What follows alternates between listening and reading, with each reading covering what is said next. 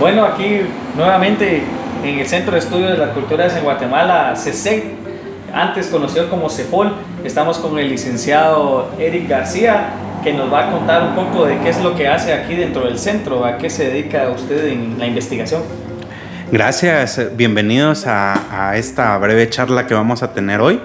Les comento, mi nombre es Eric García, soy licenciado en Pedagogía, egresado de la Facultad de Humanidades y con estudios en literatura hispanoamericana en la Universidad Rafael Landívar. Yo tengo aproximadamente casi 10 años de trabajar en el centro de estudios, vi ese proceso de cambio y vi también el proceso de la necesidad de cambiar el nombre de Centro de Estudios Folclóricos a Centro de Estudios de las Culturas en Guatemala. Y tengo a mi cargo una de las áreas más antiguas del centro, que es la literatura tradicional y oralidad. Oralidad. Dentro de este tipo de investigaciones que ustedes hacen, me comentaba anteriormente el licenciado David que hacían trabajo de campo. ¿Cómo hiciste en este tiempo de COVID? Porque también ya nos enteramos de una investigación que tuviste durante el tiempo de la pandemia. ¿Cómo hacían esa transmisión oral de las personas? ¿Cómo hacían esa transición? Porque nosotros estamos acostumbrados a la tecnología, como lo platicamos, detrás de cámaras, ¿verdad? Entonces, ¿cómo es que hacen ellos? ¿Cómo hicieron? ¿Cómo se adaptaron ellos a este sistema de la pandemia, verdad? Exacto. Pues mira, antes de contestarte esta pregunta, creo que es necesario como contextualizarte un poco. La literatura tradicional y oralidad es un área que, como les comentaba, una de las más antiguas del centro, fundada específicamente por el licenciado Celso Lara. Celso Lara pues tuvo una visión bien interesante en ese tiempo. Él era historiador y su conocimiento lo fusionó muy bien con la antropología. Y el mayor logro que él pudo tener es llevar todo el conocimiento popular a estudios académicos. Eso fue como un logro muy, muy importante. De hecho, sus aportes a la academia fueron tan interesantes que fue la columna vertebral para crear directamente la carrera de antropología en la Escuela de Historia. Entonces, con base en todo eso, lo que te estoy comentando, hay una herencia directamente de llevar lo popular a lo académico. Entonces, en este periodo de pandemia, que obviamente todos sufrimos, era necesario escuchar la voz de las personas. Entonces, justamente durante los primeros meses, me percaté que uno de los sectores más perjudicados de la pandemia habían sido los adultos mayores. Porque los adultos mayores, el gobierno vino y dijo, hay que mantenerlos aislados, hay que cuidarlos, ¿verdad? Entonces prácticamente los encerraron.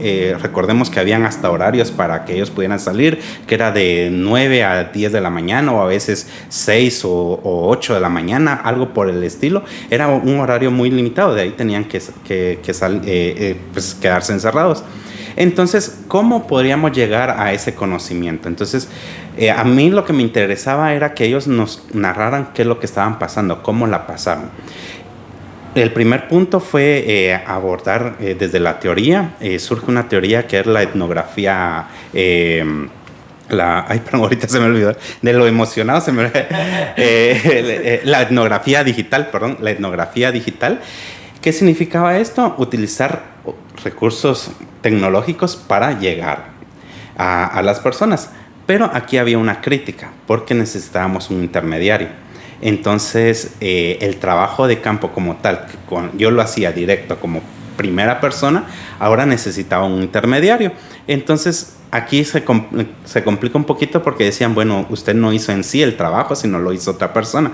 Pero era toda una logística de encontrar a un adulto mayor con una persona que pudiera manejar redes sociales. Entonces, a través de esta persona, pues hacíamos directamente el enlace, hacíamos reunión por Meet, por Zoom o inclusive por WhatsApp.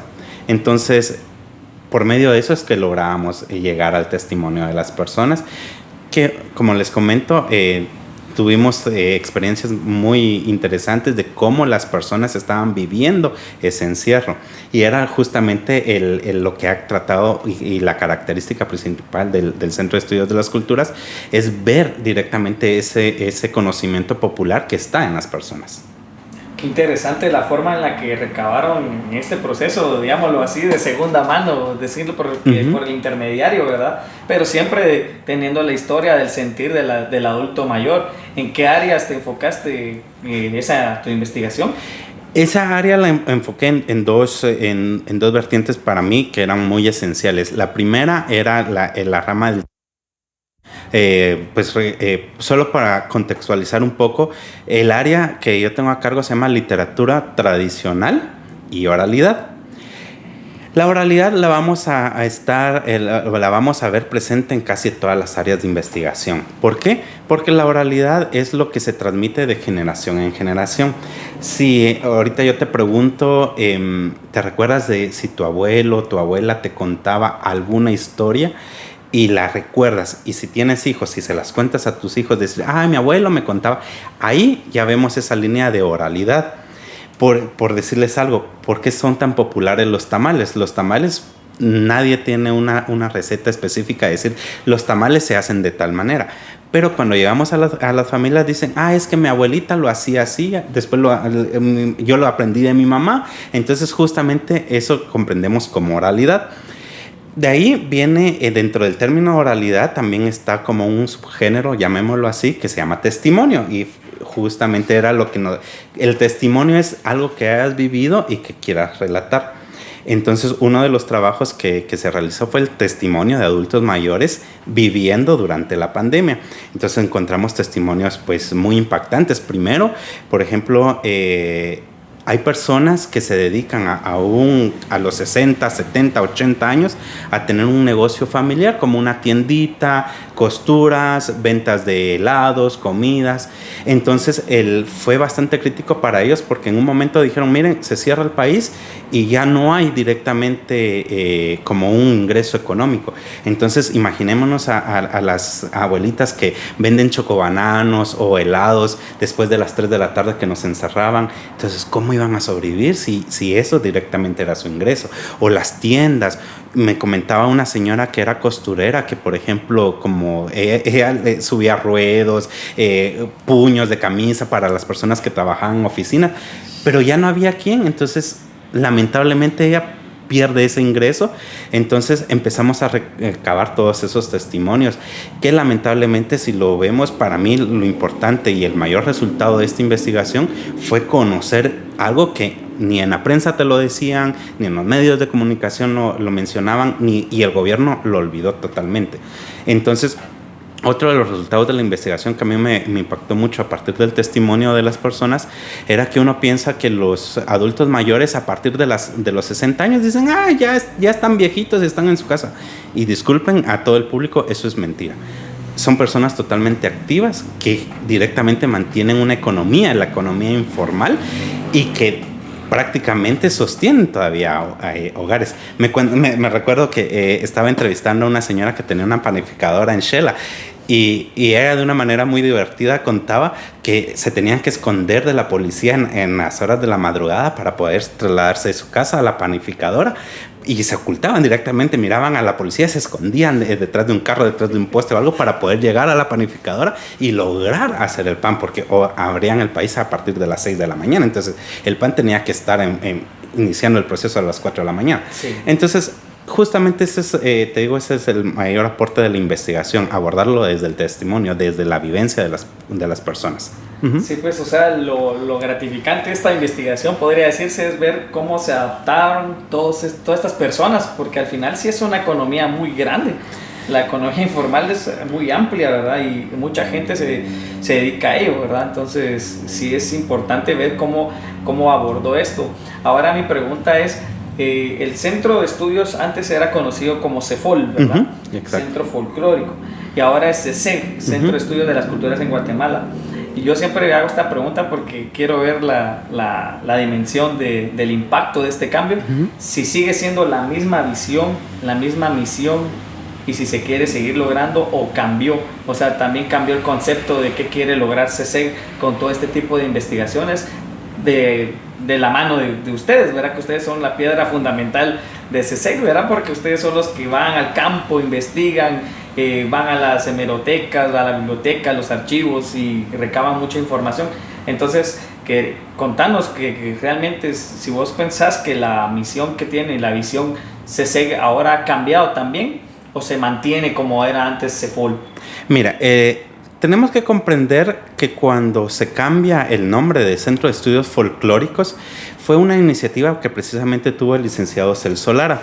Y lo que pasó fue que a inicios de los 2000 empezaron como el turismo empezó a impactar mucho a Guatemala, que empezó como a vender las culturas en Guatemala desde un espectáculo. Desde una forma de decir, miren qué bonito, por ejemplo, si había una tejedora, el turismo venía y decía, miren a la tejedora, miren. Entonces ya solo miraban como una forma de exhibir, pero no como una forma de entender.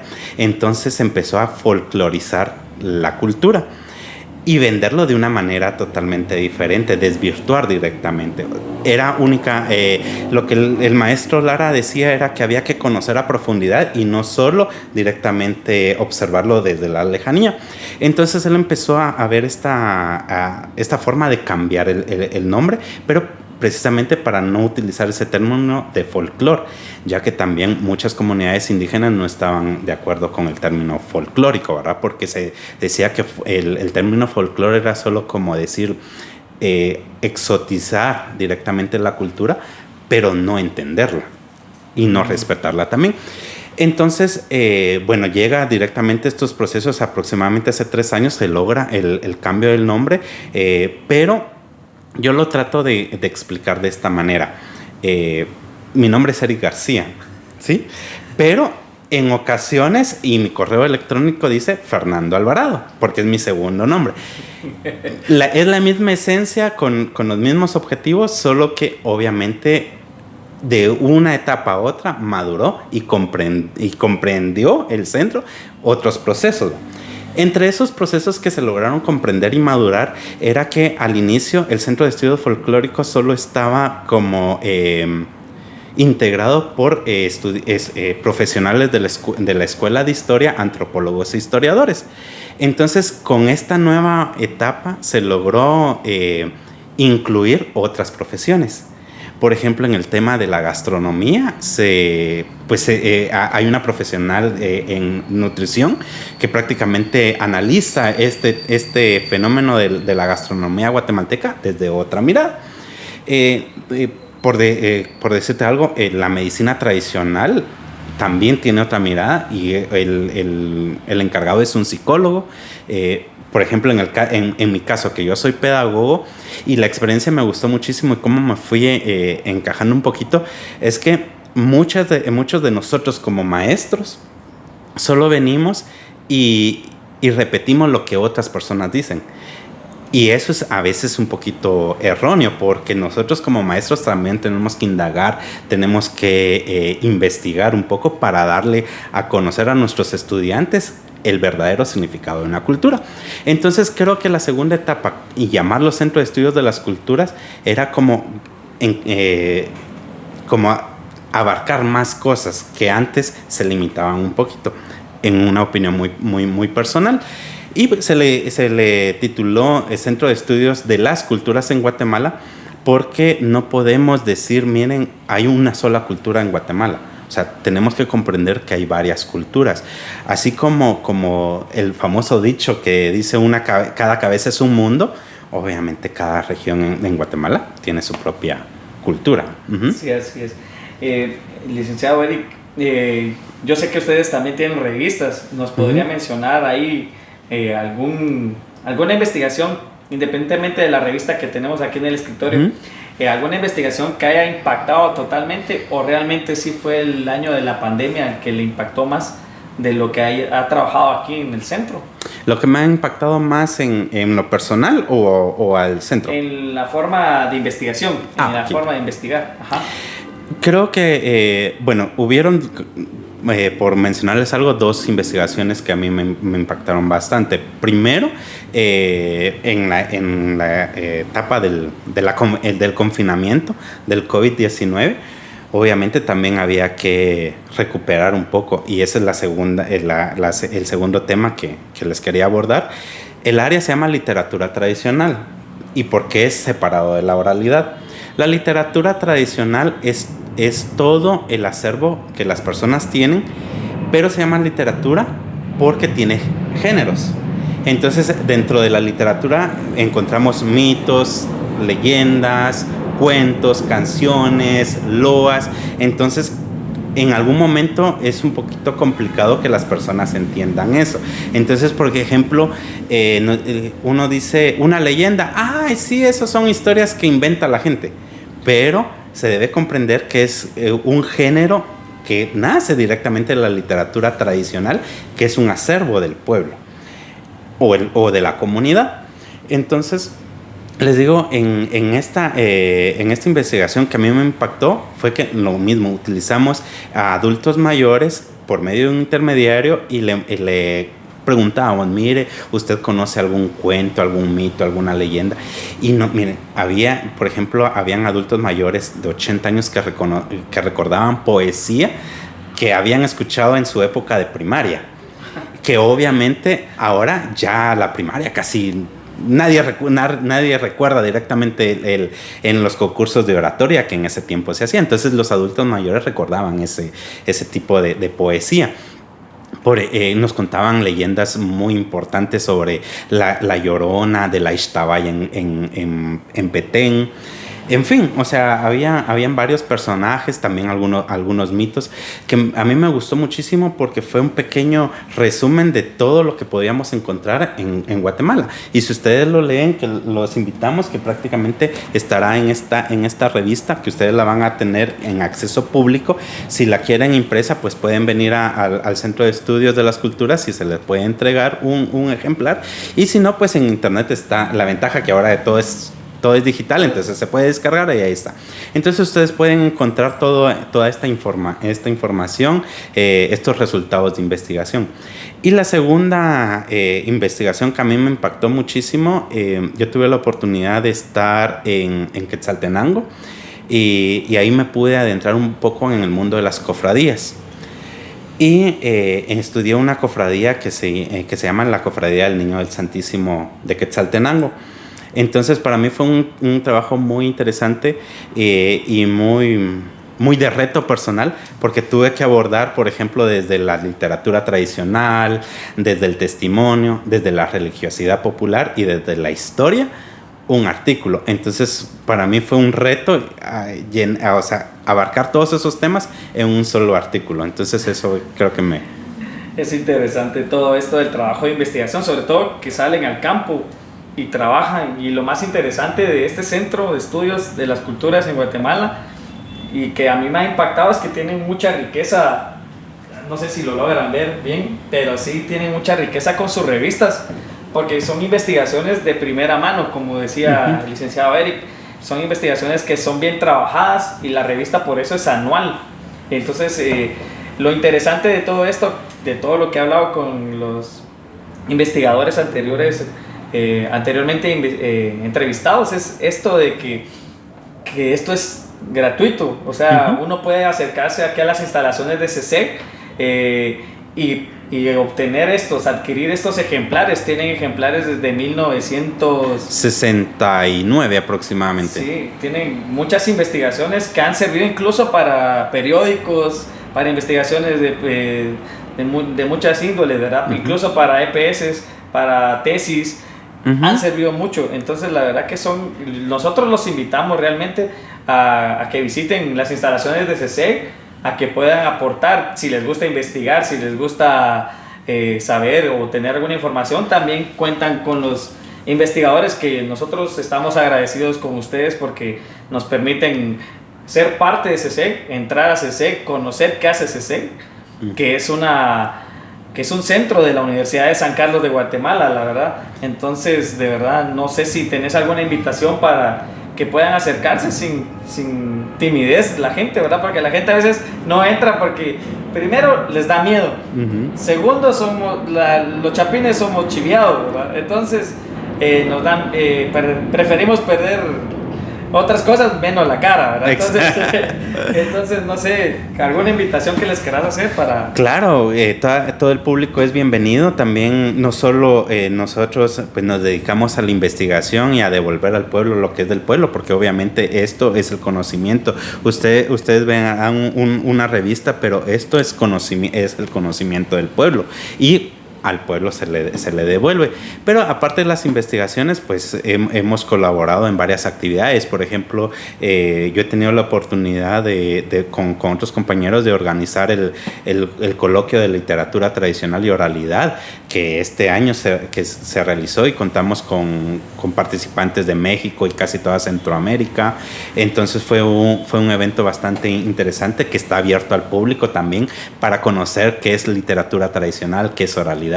Entonces cada área tiene como esas actividades, y también apoyamos.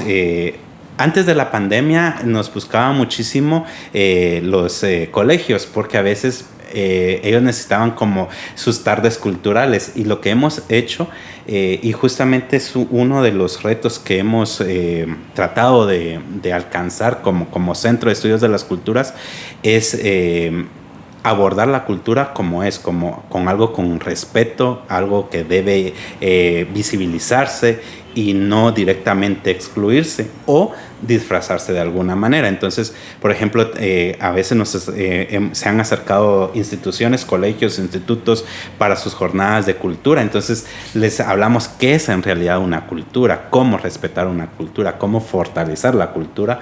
Entonces también los invitamos a cualquier institución que quiera apoyo.